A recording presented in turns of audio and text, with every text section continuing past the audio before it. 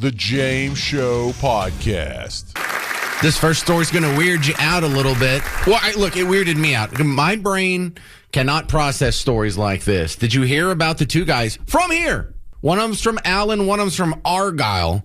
And I feel stupid saying this because it doesn't sound like a real story.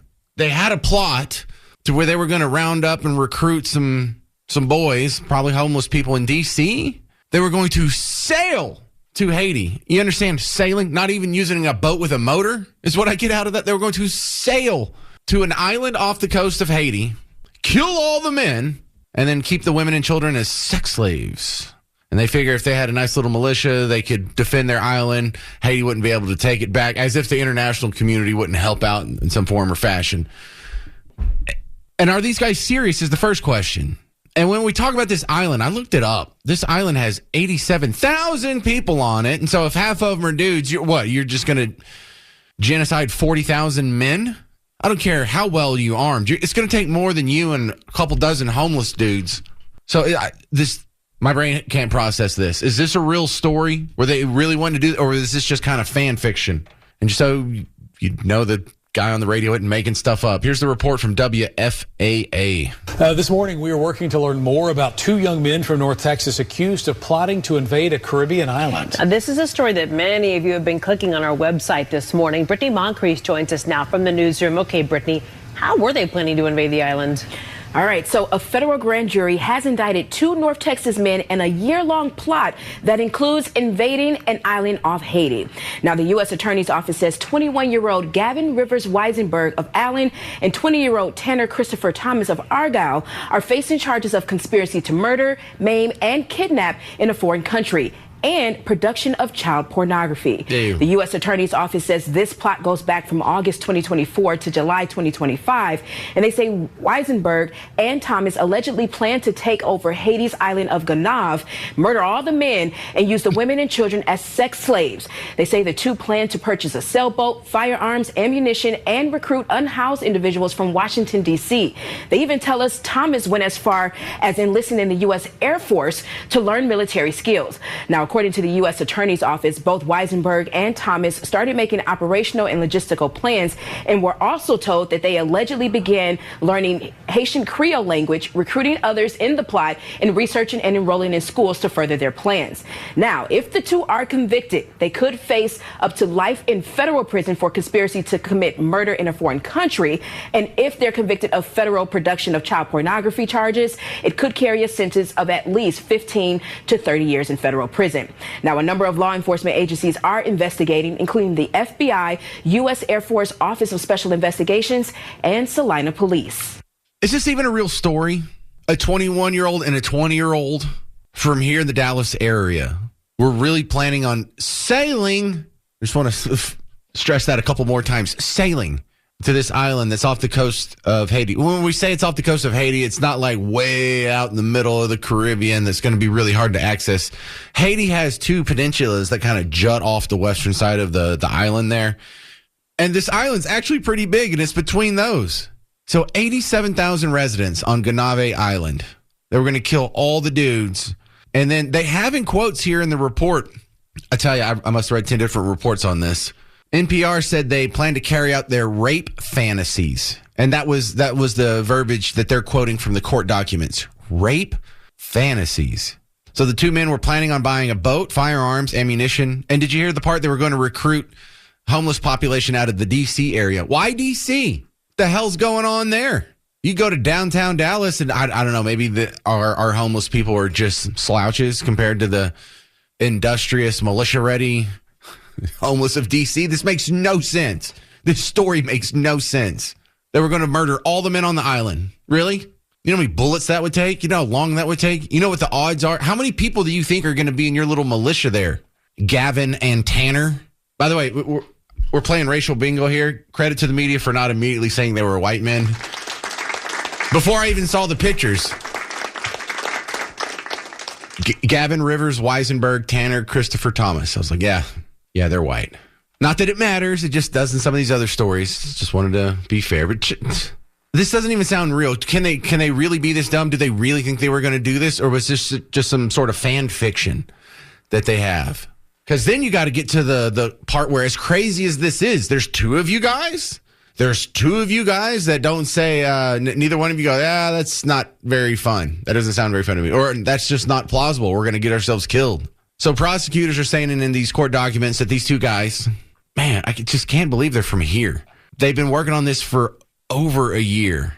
They both took Haitian Creole language training. They both have research in ammunition and weapons.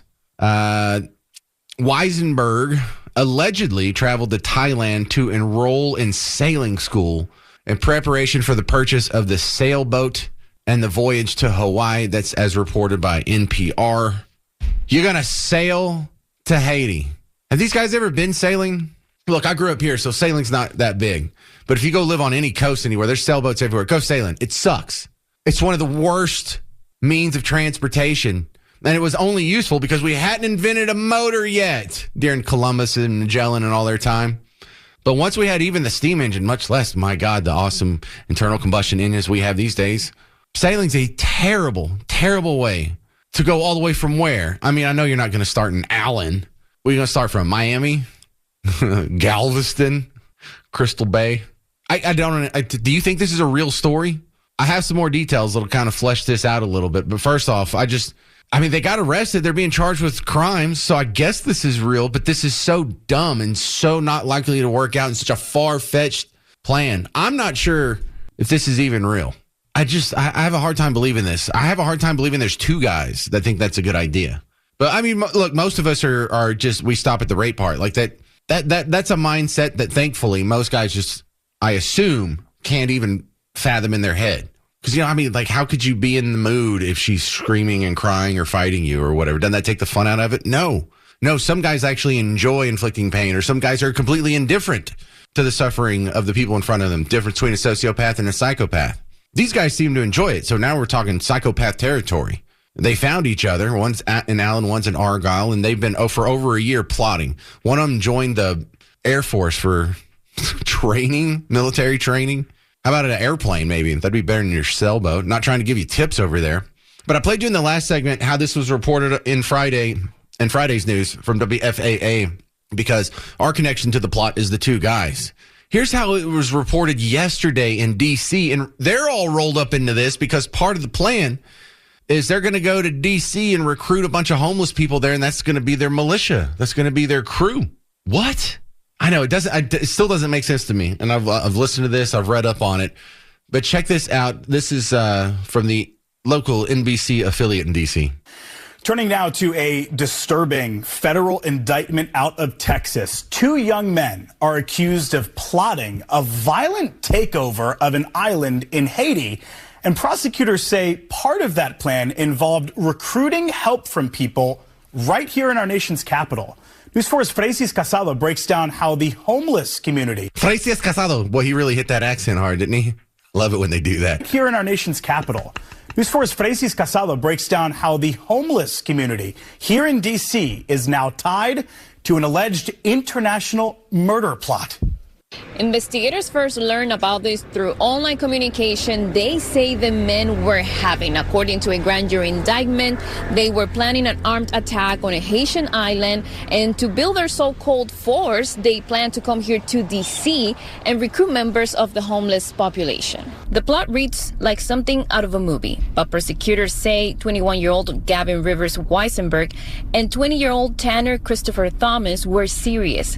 They are accused of planning a coup on a small island off Haiti's coast with about 87,000 residents. They've been charged with Hey, I'm sorry to interrupt. You don't have to email me that she said coop. She said the P in coup, C-O-U-P. All right, English, probably not her first language. You can tell by the accent. I got it. We're not going to make fun of it. Don't even bother sending me the email. And I'm sorry I have to interrupt and tell you, or I'm going to get 12 emails on this. This lady's an idiot. She said the P in coup. Conspiracy to murder, maim, or kidnap in a foreign country. According to isn't that interesting? And all the time that I've been doing radio, I've never come across this. To maim, murder, kidnap in a foreign country. I've never seen this before. They've been charged with conspiracy to murder, maim, or kidnap in a foreign country. According to the indictment, they wanted to sell from the U.S. to Haiti. Murder the men on the island, then make the women and children their sex slaves. It's a conspiracy federal investigators say they were planning for nearly a year. Court documents say the men researched weapons, tried learning Haitian Creole, and even sought military and first responder training. Prosecutors say Thomas changed his Air Force Station assignment to Joint Base Andrews in Maryland, specifically to be closer to D.C. and facilitate recruiting people experiencing homelessness. They allegedly believe they could pay them to join the armed invasion. Federal charges also extend beyond the invasion plot. The men are accused in a separate count of producing child pornography involving a minor known to investigators. If convicted, both face decades, even life, in federal prison. As a reminder, a grand jury indictment is not a conviction. We will keep you updated. In the district, Francis Casado, News 4. All right, Francis, thank you. I'm sure that this is a story a lot of people want to be updated. Yeah, just say Francis a couple more times, please. Enlighten us all. All right, so that's some disturbing details there. What in the heck is this? Do y'all even believe this is a real story? And when I say that, I don't ask that as a rhetorical question. You can send me an email. You can send me a Facebook message. You can call in 800-288-9227. Email me, parker@wbap.com, because I'm not so sure about this. And that's what the lawyer spoke up over the weekend. And he said that, dude, there's no way that they were really going to try and pull this off. They're not that crazy. They know that this is an insane plot. There are some guys who are not well, and they were just humoring their weird predilections, and that nothing was ever going to come of it for real. Oh, really? I'm just supposed to stick with that? That doesn't sound very believable. But again, none of this sounds believable. The plot doesn't sound believable. The excuse that they didn't do the plot doesn't sound believable. And what are you going to, like, here's another shortcoming of the story. Okay, so you get there, you have to, murder about 40,000 dudes. How many guys do you think are going to be in your posse? How many of your homeless guys, where are you getting the money to hire a bunch of homeless mercenaries to go to an island in Haiti and wreck shop with you? Who's to say they don't turn the guns on you? Let's say, miracle of miracles, you somehow sail down there with your posse of properly armed and funded and trained militia. You take over the island, you kill 40,000 people. Now you have a whole bunch of women and children as sex slaves. What happens when the United States Army or even the Haitian Army lands? Are you really going to be able to repel a land invasion from a military, even one as chaotic and probably not reliable as the Haitian Army? They're going to get help. Even if you're able to repel a land, like if the United States, like, we're not getting involved in that, hating to take care of it. And even if they repel the backward Haitian Army, what are y'all going to do for food? You don't think they're going to blockade the place immediately? Is that going to be a self-sustaining agricultural society now? What are you going to do next week? Are you just going to have sex slaves for the rest of your life and you have infinity food that's going to be what, airdropped to you? How long do you think this is going to last? So clearly these guys are sick. These guys are absolutely sick in the head. Just the fact that you would want to have an island full of sex slaves. Dude, get in the wood chipper. And I don't care if you go feet first. I mean, I usually reserve the wood chipper for like pedophiles or something, but I'll crank it up for these guys. What the heck? Get out of here. We can't share Earth with people like this. It's okay to be crazy. It's okay to hallucinate and think you're Napoleon. It's okay to not necessarily live 100% in the real world. But there's a difference between a benevolent crazy. In fact, I have some good friends who are benevolent crazy. But this level of evil mixed with crazy, this is where all the worst atrocities come from that you see in the news. This is where the Columbine comes from in the news. This is where Sandy Hook or the Pulse nightclub or the guy in Vegas. Sickos. And I'm really having a hard time believing this is real. 800-288-9227. 800-288-9227. Casey, North Richland Hills, says, James, they use machetes in Haiti. What? So you think they can do it? You think you can show up with you and a couple dozen homeless fellas and some well-funded AR ammo magazines and don't encourage them, Casey. Don't encourage them. Ryan in Plano, you're on WBAP. Hey, what's going on, James? Man, Let me tell you, this is the most cockamamie story I think I've ever heard in my life. There is no way these guys would even think about pulling this off. And the fact they're even making the news on this and they're indicting these guys, come on, bro. What is going on with this world? What is going on? 20 and 21 years old, and these guys are going to pull it off. Guy says he joined the Air Force to get some training, yet they won't comment on his service with them from January of this year. That's not true. The guy says he went to Thailand to get sailing lessons. Since when is Thailand the sailing capital of the world? Like, it just none of this adds up, and it's just a waste of people's time to even talk about it. I know I'm calling in, but I would think it's a waste of someone's time, but they have gotten arrested. They have gotten indicted. A grand jury saw the evidence that behind the story that I just told you and said, no, there's enough here for a legit trial. That's already happened. Yeah, I get that. Are they really that hard up for crimes these days? This is what they're charging people with. Isn't there something else going on that's a little more important they should probably put their time and effort into? Well, hell, we're talking about the Salina Police Department. They've got a legion of drunk teachers and perverts working at their schools. Oh man, tell me about it. But like I said, 20 to 21-year-old. These aren't two Rambos. These are not guys in a movie. This is 80-some thousand people on the island. What kind of baloney is this? Well, look, here's the good part of it. Guys that are this crazy and this stupid, if they were legit thinking they could do this or pull it off or it'd be worth even attempting, I think it's great that we managed to get them out of society before they did hurt somebody, because that's not only were they indifferent to hurting people, they were actively seeking it out. They weren't even sociopaths. They're psychopaths, allegedly, reportedly, whatever. I mean, actively seeking it out. I mean, talking about it on their little Instagram and their social media DMs. I mean, is that really acting anything out? It's talking about. I could say I'm going to go take over the Hawaiian Islands tomorrow. Is that going to get me arrested? Yeah, no, I like that. I like that point of discussion, which makes me think they must have done something to like actively not just prepare for it, but to sort of put this plan in motion. Because you're right, just talking about else to the story. Exactly. There's something more. I agree, and that's part of the reason it bothers me so much. Like, what are we missing here? Because I don't know, it's already weird enough. Thank you, Ryan in Plano. Hey, buddy, have a good day. Ian Granberry, you're on WBAP. What do you think, Ian? Man, Judge, you just have me cracked up today. I mean, this is not a funny matter, but I can't do nothing but laugh. My eyes are streaming. There's something wrong with this story.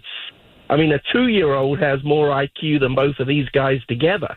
There's got to be more to it. There's got to be more to it. So let's flesh this out. You think like me, Ian, we're decent human beings. We don't want to make a rape island or child sex slaves to begin with, but think from the point of view as someone who does. And think of someone from the point of view who wants to do it so bad, they're willing to end their life as they know it. And so maybe if this is what they're driven to, plus you're an absolute psychopath, there is no long-term plan. They're just going to get in there, kill some people, do a little bit of raping, and expect to get taken out, but it'll be worth it if they can get some of their fantasies satiated. I suppose that's how the crazy brain works, because this is what they do. Let us help them. Let's take them out for them, because these guys are crazy. I mean, there's no other word for this. Well, yeah, and what do you do? Do you put guys like this to death? But they haven't hurt anybody thus far. They've just demonstrated, if all this is true, they've just demonstrated that they're absolute wackadoos. And so what do? Do you put them in a mental health hospital? Do you put them in a prison? Do you put them in the wood chipper? Yeah. I don't know. I'll go to the wood chipper, because, these guys are going to do something. You obviously, by what they're planning, you put these on the street again, this is leading to something. Yeah, hell no. You don't put these guys. If what, again, I should say this 10 times because I know lawyers are listening. If what's been reported is true, these guys should never be on the street again. Absolutely. All right. Thank you very much. Right. That's Ian and Granberry. Good 2 cents thrown in there. Chris and Flower Mound, you're on WBAP. Thanks, James. I thought I'd take the opposite tact. I know they sound like a couple of goofballs. Well, what if what they were doing was so serious and they barely got caught, and the authorities don't want to say that because it would scare everybody that somebody could get away with something like what these guys might have been trying to do? I have no idea what it is. Just thought, hey, you never know. Now, that's an interesting angle, because now you're asking what could the action do, but beyond the planning phase that really tripped this off. Did they already recruit a whole bunch of homeless people? Did they already have a militia? Is there more people that are going to be, or that were getting wrapped up into this? Were they getting big and that's why they got stopped? I don't know. Yeah, something along those lines, because I agree with everybody else and with you, something is missing, and it's got to be something decent, something big. because otherwise more than just planning. Yeah. All right. I got it, Chris. Thank you, sir. You bet. Thank you. That's Chris in Flower Mound. This is Lester and LaRue. You're on WBAP. Hey, brother. Hey, Lester. I think I would even send them money and then I want to put a GoPros on, because have them fellas ever met a Haitian with a machete? They wouldn't last 35 freaking seconds. Them Haitian men, I don't know what they're. Holy crap! Well, don't you think they'd have pretty good odds if they had a gun? Gun versus machete. I take the gun. No, they once they hit the water, they're going to lose their guns. They don't know how to shoot. They don't know how to do jack squat. And the Haitians are going to come up, hack all their arms off, and I'd like to watch that on a GoPro. Okay. Yeah. All right. Go for it, dude. You go for it. Lester wants to make it into a reality show. I like the way you think, Lester. Yeah. Don't you think the Haitians ain't going to put up with that crap? Come on now. Of course not. No, the guys are they're absolutely going to get themselves killed. Like, I don't know how you would kill 40 unarmed men, even if you have guys. They could just swarm you at any time. No, they're going to get themselves killed. They just want sex slaves so damn bad that they're willing to take that risk, or they're blinded to that risk. What a bunch of absolute psychos these guys are. Absolute crazy people. And this could be who's standing in line behind you at Walmart when you get off work. Or when you got to swing by the grocery store because I'm making banana bread. I forgot bananas. This is the guy that bumped into you. It's like, excuse me, you going to give him attitude? My next guest has hopefully some answers. Blaine Holt, U.S. Air Force Brigadier General, now retired, on the James Show. So let's talk about that first. Can you just give me a ballpark? And I know you don't have a crystal ball, but do you think that the Russia-Ukraine thing is going to stick? Well, we're getting, thanks for having me on the show. We're getting closer to the end here. And how do I know that? I know that because we're stopping the leaks. The diplomatic sausage making, so to speak, has gone indoors. Rubio has come out and said, hey, look, we're making progress. You don't see the neocons and the European leaders trying to pre-negotiate the deal. Will it be fair and equitable to Ukraine? Many will say it's not. Unfortunately, the realities of the battlefield dictate a different outcome than the one we probably could have got a couple of years ago, 3 years ago. If you recall, Boris Johnson essentially blew up the peace talks in Istanbul many years ago, and now we're left with this terrible tragedy. But I think that there's every reason to believe that some of the negotiations with Russia will garner some things for the Ukrainians, because the Russians have to get access to the world economy. How's the ceasefire holding up between Gaza and Israel?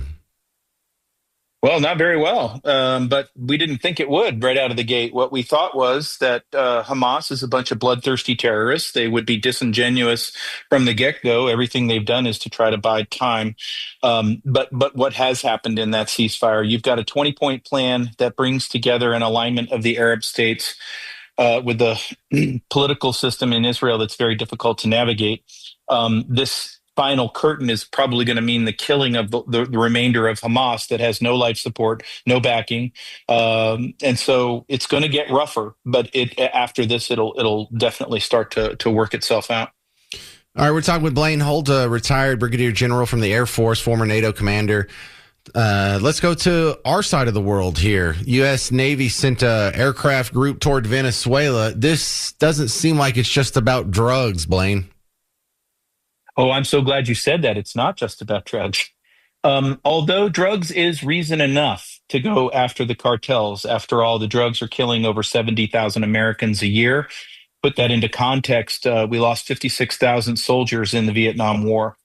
And so what is it about then? Well, the president is pulling on this bottom Jenga block of a tower of illicit activity that stretches to Beijing and the Chinese Communist Party, shadow bankers, private bankers. Everything illegal in this world has money laundering associated with it. And the president's going after the thing that topples the tower. And so while we're showing a whole lot of military force, so far, what we've gotten out of it is a ton of good intelligence as Maduro and the cartel bosses scream bloody murder. They use phones. We scoop that all up, and then we find out where to go next. So could you see shock and awe? I doubt it. Will you see some things, maybe some small kinetics? But right now, I think what we're doing is increasing the pressure. The worry I have and the concern is that all the cartels are on every main street in America. As they get pressured, we may see some trouble here at home. I don't even think this is that bad for the cartels. And I think if we were going after the drug trade and that was the primary motivation, you'd be hitting boats from Colombia and Peru before Venezuela or even Mexico. I think this is almost 100% political. And not that drugs aren't involved. It's just drugs are now his income source besides oil, and so you cut him off. I'm thinking regime change for Venezuela. No, that's it. Well, it could. If we do see regime change, it'll be a byproduct. It's not the main focus of it, but it could happen. I think Maduro, my sources are telling me, is actively shopping an exile deal of some sort. And the reason that you would want that is because he's also the leader of the cartel of the sun, the Cartel del Soles. And so, but by seeing him take a topple, you're sending a shockwave through Mexico and through Colombia, but through all the other illegal pipelines that President Trump has taken down the networks, and President Trump is going to start drying up the money. How do we know that that's effective? Well, look at the UK. Their intelligence system said, we're not going to share with you anymore. Oh. So anybody in D.C. who's screaming bloody murder about the president's activities in Venezuela, go ahead and check their motivations and find out why they wouldn't want to stop all that fentanyl from reaching our shores. So what do they do when they go down there? When I say they, I mean like an aircraft carrier group. Do they run drills like really close to the coastline, or how do we see this have some sort of effect on foreign policy? Well, it's a deterrent. So what we're doing is we are doing a tremendous show of force. You got Maduro peeing his pants. You have the cartel bosses peeing their pants. You've got China, Russia, and Iran who are on notice that this is our neighborhood, our hemisphere where we live, and we will defend it, and we will take care of our security concerns. And so this accomplishes a lot of security goals all in one wrap. But back to my broken record statement, the cartels are arm in arm with Hezbollah, are arm in arm with terror organizations in Iran. And they, after 4 years of open borders, are all represented here in our nation. And so we should not think for 5 seconds that this won't come home. I saw a headline earlier today, Blaine, that Trump and Xi Jinping have spoke by phone and they're going to visit each other next year. How are we doing with them? I think we still have some tariff questions up in the air with China, and they're acting like it's all settled, or they're putting on a good face, but I don't think it's all settled, I guess I should say. It's absolutely not all settled. In fact, there is nothing but disarray and chaos inside the Chinese Communist Party right now. Xi Jinping, truth be told, is really just an ornamental placeholder of a leader as they try to figure out who's going to be next. And the reason they're holding off on that, and that they're buying time with the Trump administration, their economy is going from recession to depression. Companies are leaving in droves. You've got the people who have an unemployment rate that's out of control. And they're starting to revolt. They're actively protesting in a police state, and that's got the Chinese Communist Party very worried. So what do? On the international stage, they flex their muscles. They say we're going to take Taiwan anytime. They wave their fist at President Trump, but all they're doing is trying to buy time. And that's why you won't see really any real trade deals until, I think, April, after the Chinese Communist Party knows that it's safe from the population. It'll then probably announce a guy named Hu Chunhua as its new leader. He's a reformer. He's not a Maoist. And so it might be a guy we could work with if the Chinese Communist Party even survives this ordeal that they're going through. What's this fella's name again? Hu Chun Mao? Hu Chunhua. Oh, Hu Chunhua. Hua, or H-U-A for the last syllable there. Thank you. I'm sorry. I thought that was the number 5 at China King. I'm kidding. All right. Well, thank you very much. This is Blaine Holt, U.S. Air Force Brigadier General Emeritus, former NATO commander, and apparently knows what's going on outside of our borders. I appreciate your insights. Where do we find more of your work online, Blaine? Well, please come to dangerousintellectuals.com. That's my podcast. I always am writing my column at newsmax.com on the insiders page. And I'm a contributor at Newsmax. And come and debate me. I'd love to hear from you. Dangerousintellectuals.com. Thanks again. This is Blaine Holtz. Appreciate it, sir. Thank you so much. The James Show Podcast.